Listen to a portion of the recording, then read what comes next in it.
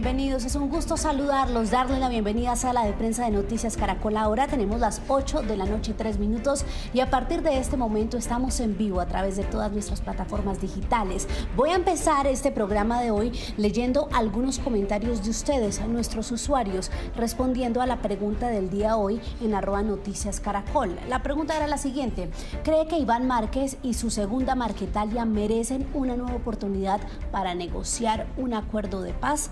Algunas de las respuestas. Carlos Lizark dice no.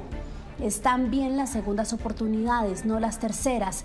Deben ir presos o ser neutralizados. Patricia Gallegos dice, pone un tajante no. También está la opinión de Gustavo Alonso Acosta, que dice no. Rafael Yepes dice por el contrario, creo que se le puede dar una nueva oportunidad porque en el anterior gobierno le hicieron un entrampamiento. Pedro Miranda dice no, que vayan presos todos. Francisco Ruiz también que no. Luis Felipe Suárez pregunta, ¿para qué? Para que se vuelvan a crear las disidencias 2.0.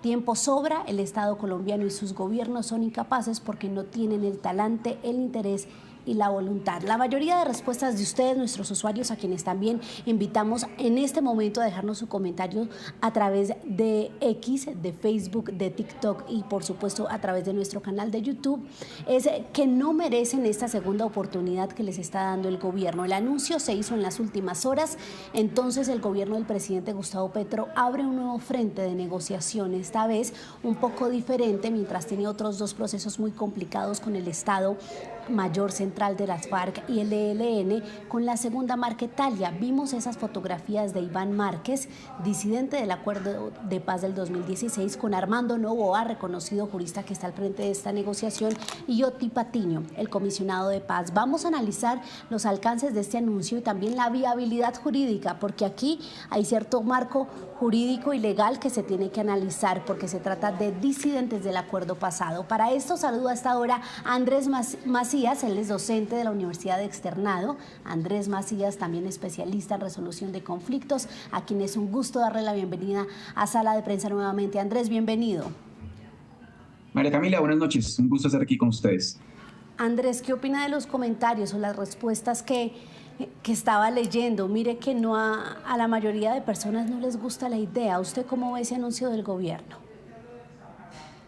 Pues bueno, con lo que tú estabas mencionando, yo también creo que la percepción, por lo menos de los oyentes de Caracol, es que esa segunda oportunidad no debería darse, que la oportunidad la tuvieron hace unos años y los mismos que van a negociar, que se retiraron y que no cumplieron ese acuerdo, muy seguramente no van a cumplir ningún otro acuerdo que venga de ahí en adelante. Y yo creo que hace parte de esa pérdida de confianza entre la ciudadanía, de aquellos que quisieron adelantar una negociación, se firmó un acuerdo y después no lo cumplieron porque no les gustó después de muchos años de negociar. Entonces yo creo que el haber perdido esa confianza entre la ciudadanía y el haber seguido cometiendo todos esos hechos de violencia en la zona de frontera y en diferentes territorios del país, creo que hace que la visión de la población hacia esa segunda Marquetalia, hacia darles beneficios jurídicos de cara a una posible negociación, no es muy bien recibida. Eso es tal vez una lectura por parte de comentarios y de alguna parte de la población. Sin embargo, yo creo que también el hecho de este acuerdo para iniciar o entablar una mesa nuevamente con la segunda Marquetalia es otra de las apuestas del gobierno en el marco de su política de paz total y podría ser como un avance, una victoria, una pequeña victoria adicional a esta política del gobierno en donde ya llevaría 3 acuerdos o 3 negociaciones en curso. Tal vez no era la victoria que se esperaba porque el gobierno quería haber adelantado muchas de estas negociaciones desde hace tiempo y tener más en curso, no solamente estas 3, pero creo que para el gobierno es un avance en esa iniciativa de tratar de reducir la violencia en el país. Andrés, pero bueno, usted lo califica como un avance, pero pongamos esto así, hagamos la radiografía. Está entonces por un momento muy difícil el proceso de paz con el Estado Mayor de las disidencias de las FARC, también con el ELN que incluso ha retrocedido. ¿Por qué puede ser este un buen mensaje si puntualmente se abre un frente muy difícil? Un frente con personas que estuvieron dispuestos a firmar y no firmaron, y con otros que firmaron, como Iván Márquez, a quienes le iban a entregar su curul en el Senado y se volvió a alzar en armas. ¿Por qué es positivo? Bueno, María Camila, yo lo mencionaba como una victoria para el gobierno porque el gobierno necesita oxigenar lo más que pueda este acercamiento con grupos armados. Ya tuvo una primera bala de oxígeno con el primer acuerdo que se firmó, el primer punto que se firmó con el ELN, y ese sería un segundo aire que está tomando esta iniciativa de negociaciones con los grupos armados. Ahora bien, yo tiendo a pensar que es una victoria para la política del gobierno, pero yo creo que ha habido muchos errores en todo el proceso de acercamiento con estos grupos que ha llevado a que no se haya adelantado adecuadamente. Yo creo que con estos grupos armados, para poder sentarse a negociar, no se puede ofrecer un cese al fuego y esperar a ver ellos qué proponen o qué quieren hacer, porque eso les da la ventaja a estos grupos en el proceso de negociación, y es lo que hemos visto desafortunadamente con el ELN. El gobierno les cedió ese poder de negociación y el ELN por muchos momentos fue el que dictó la agenda de negociación. Eh, en este momento, yo creo que la segunda Marquetalia no quería quedarse atrás de los procesos que se venían adelantando con otros grupos, como por ejemplo el Estado Mayor Central, otra de las disidencias que se formó luego del acuerdo con las FARC, EP en 2016. Sin embargo, yo creo que es un grupo pequeño, según hoy esta mañana a Novoa, las cifras de inteligencia del gobierno colombiano establecen que son más o menos 1.800 hombres alzados en armas. Hay que ver cómo se establece ese tamaño de este grupo, pero yo lo veo Sí. como positivo en el sentido de que se está haciendo un acercamiento. Pero yo creo que acompañado de ese proceso de negociación debe haber un esfuerzo mucho más contundente de una estrategia de nuestras Fuerzas Armadas para combatir a estos grupos mientras se logran ciertos Andrés. acuerdos. Sí, le entiendo ahí el punto del aire del proceso y de abrir un nuevo frente. Tenemos las 8:10 y ustedes están viendo ya en pantalla a Laura Bonilla, subdirectora de la Fundación Paz y Reconciliación, que completa este panel de hoy en sala de prensa. Laura, bienvenida. De una le pregunto, iniciamos hoy el programa leyendo unos comentarios o más bien unas respuestas de los usuarios de Noticias Caracol a la pregunta de si las disidencias o puntualmente esta segunda Marquetalia de Iván Márquez merecía una segunda oportunidad, y le digo la verdad, el 90% de la gente dice que no, incluso más, el 95%. ¿A usted cómo le parece este nuevo frente de negociación que abrió el gobierno? Bienvenida. A ver, mira, y es un poco el mensaje que hemos dado. A mí lo que me preocupa de abrir un nuevo frente de negociación, más que si se da una segunda oportunidad o no. En general, todo proceso de paz es mucho más pragmático que político, de alguna forma. Realmente es muy difícil que un proceso de paz arranque, estamos con una opinión de una dimensión pues altísimamente favorable. Ni siquiera pasó con las FARC, digamos, nosotros hemos tenido una larga historia, pero pues no es lo más habitual. Pero me preocupa la capacidad estatal, o sea, me preocupa la capacidad estatal y especialmente la capacidad de la Oficina del Alto Comisionado de Paz para llevar 3 frentes de negociación al mismo tiempo, que sería hoy con una parte de la segunda Marquetalia. También tendrías, hoy con la segunda Marquetalia, con una parte del Estado Mayor Central y con el ELN. Entonces son 3 mesas, ambas, o sea, las 3 mesas son supremamente complejas, y mi duda es si tenemos el recurso humano, logístico, la planeación suficiente para poder llevar estos procesos de una forma que realmente beneficien al país y sobre todo a las comunidades que están siendo muy afectadas por la intención de incremento del control territorial de este grupo. Pues que valga también decirlo, la segunda Marquetalia de los 3 es el grupo más pequeño en presencia y el grupo más pequeño en hombres. Nosotros calculamos que están en alrededor de 61 municipios, pero es cierto que todo grupo, por pequeño que sea, puede tener capacidad de daño, y que en este momento pues el Estado se está peleando su legitimidad territorial. Lo que pasa es que tener un frente de negociación con un grupo no equivale a tener un cese al fuego a cambio de nada.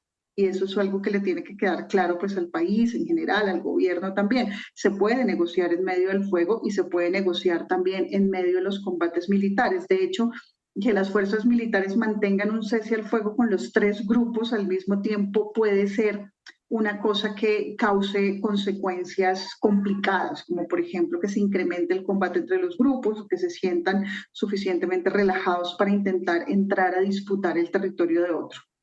Sí, tenemos las 8 de la noche, 13 minutos. Hay una pregunta que les quiero hacer a los dos y es sobre el marco jurídico que va a regir a estos señores en este proceso de paz, porque ellos, los que firmaron, incluso habían hecho el compromiso de, pues, uno, no incumplir y dos, de no poder participar en otra negociación a futuro. Se habla incluso de que pueden ir a la jurisdicción, a la justicia ordinaria, o sea que la fiscalía sería puntualmente quien los procesaría. Andrés y Laura, por favor, dennos luces de cómo sería este proceso partiendo de la ley, porque ve uno que van a negociar, pero si una característica tienen estos grupos alzados en armas es que quieren todo. Entonces uno no ve cómo esto pueda funcionarles si tienen este marco jurídico complicado. Empiezo con usted, Laura. Pues mira, digamos, este es el grupo con el que el marco jurídico es mucho más complejo porque la segunda Marquetalia, o sea, tiene casos dentro, como por ejemplo Iván Márquez, de personas que estuvieron dentro del acuerdo de paz con las FARC, que fueron firmantes del acuerdo y que luego abandonan el acuerdo. ¿Qué pasa con eso?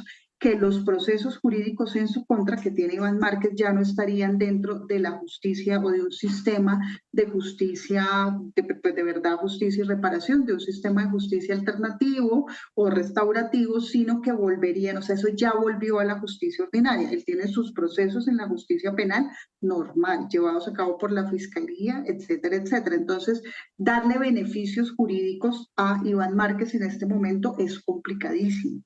Ahora, ¿qué pasa también y qué hace aún más complicado? Que esa parte o esa fracción de la segunda Marquetalia tiene un argumento que no es un argumento menor y es que ocurrió perfidia. Yo creo que en eso Andrés es mucho más experto, de paso lo saludo, pero si hay perfidia quiere decir que conscientemente la contraparte en la firma, que es el Estado colombiano, hizo trampa.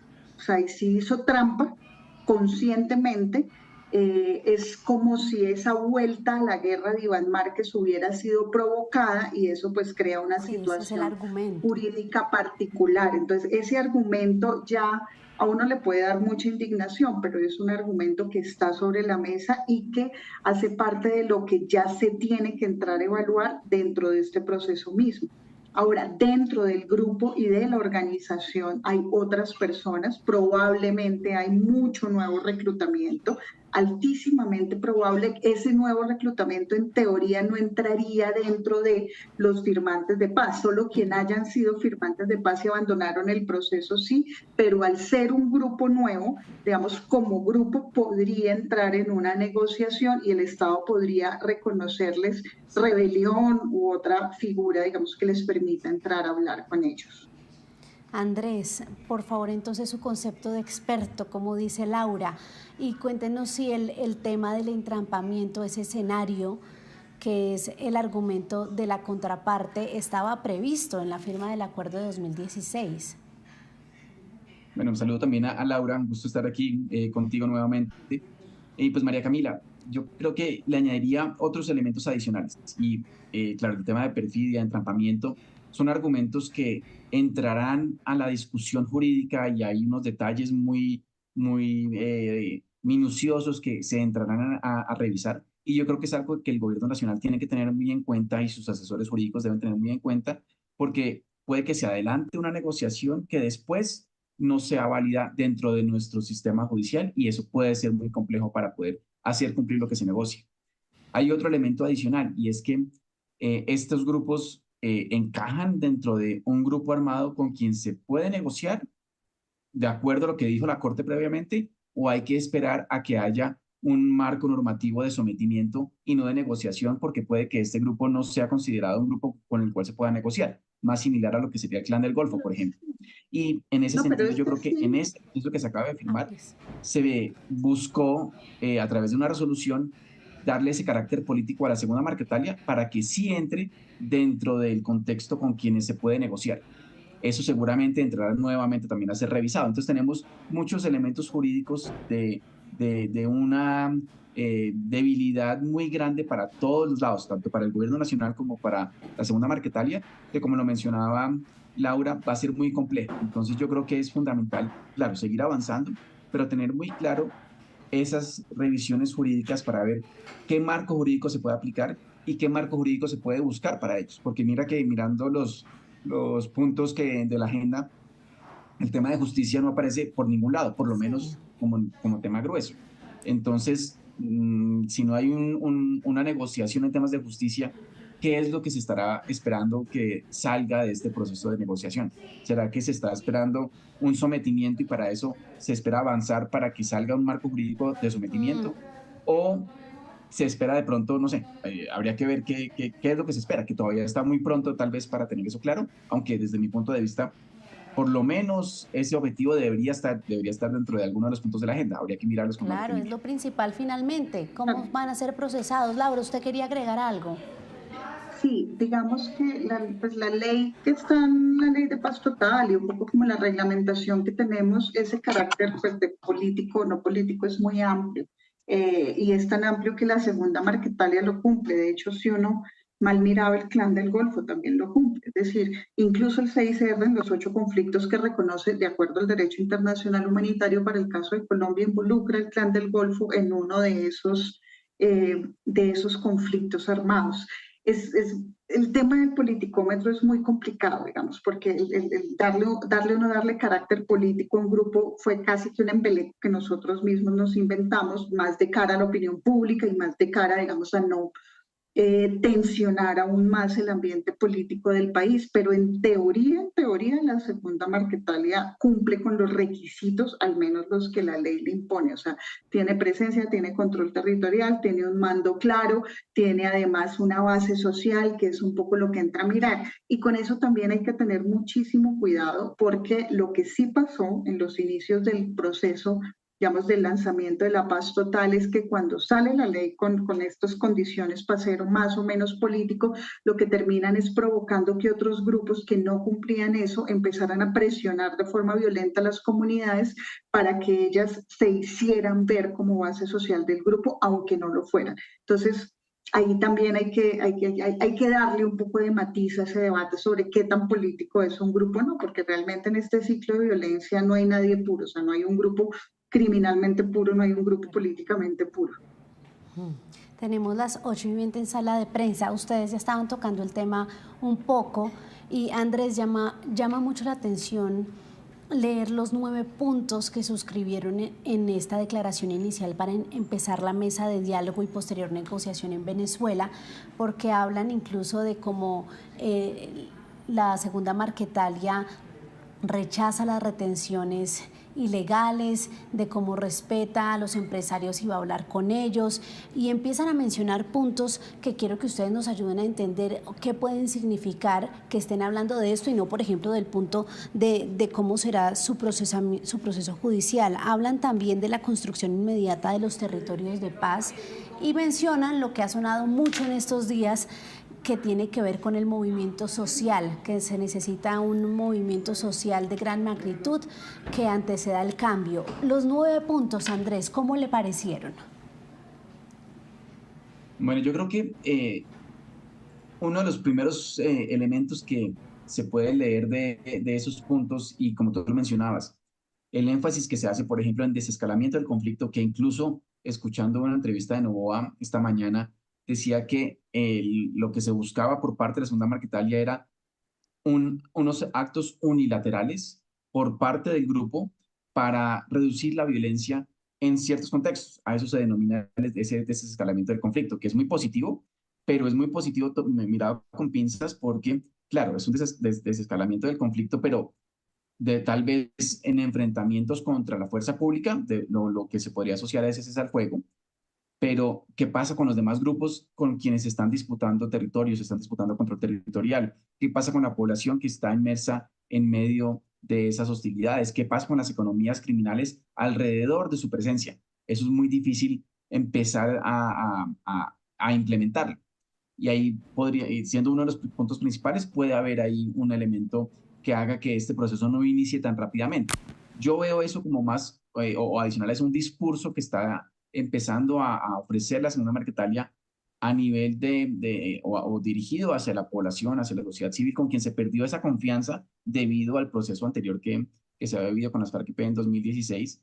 Y la primera forma de tratar de mostrarse como un grupo que sí quiere negociar es desescalar el conflicto. Y yo creo que a nivel de discurso y a nivel de punto de negociación es un buen comienzo. Vamos a ver eso cómo se logra implementar, porque como lo mencionaba Laura, para el gobierno esa capacidad de negociar y de implementar o de avanzar en los procesos de negociación con tres frentes al mismo tiempo es complejo. Y el tema de los territorios de paz creo que también marca un elemento muy importante de ese componente territorial que se busca con ese proceso de negociación, que es tal vez algo diferente, por lo menos en el texto inicial, con lo que se empezó a negociar inicialmente en la primera negociación con las FARC-EP que cerró en 2016. Entonces, yo creo que aquí se ven unos cambios en la agenda, yo creo que también buscando distanciarse de aquello que se negoció inicialmente en el periodo con el cual desistieron. Y en ese sentido yo creo que hay que empezar a darle esa lectura a esos puntos de negociación. Hasta ahora son puntos iniciales, vamos a ver qué sale de esa primera ronda. Yo creo que ahí vamos a ver tal vez avances, depuración de los puntos, porque hasta ahora es un anuncio muy general y hay que ver cómo avanza este proceso y cómo se dan esas primeras negociaciones. Sí.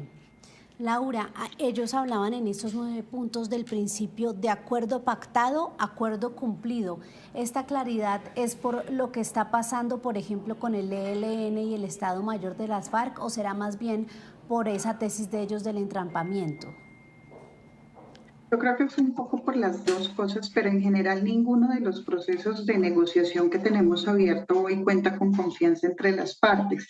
Y eso no se debe ni siquiera al proceso actual, sino se debe al incumplimiento de lo acordado con las FARC. Entonces, ¿qué es lo que pasó?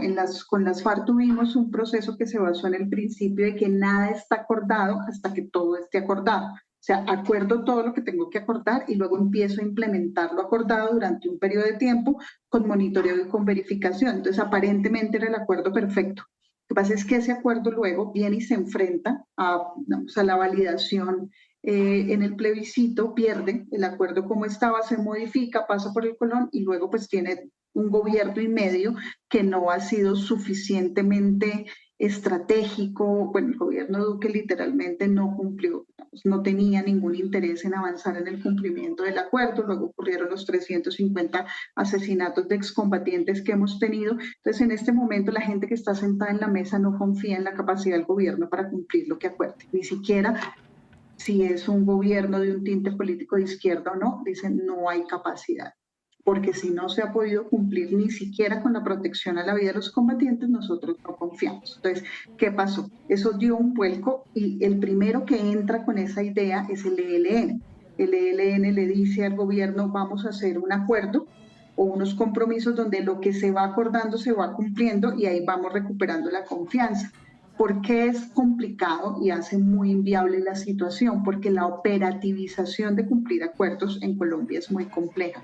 Nuestro Estado es supremamente lento y supremamente burocrático. Entonces, perfectamente para hacer un contrato y, digamos, por poner un ejemplo, implementar medio plan de desarrollo con enfoque territorial, se tarda 3 y 4 años. O sea, es supremamente lento y es bastante inconveniente. Eso es otro de los problemas que puede llegar a también tener con la segunda Marquetalia.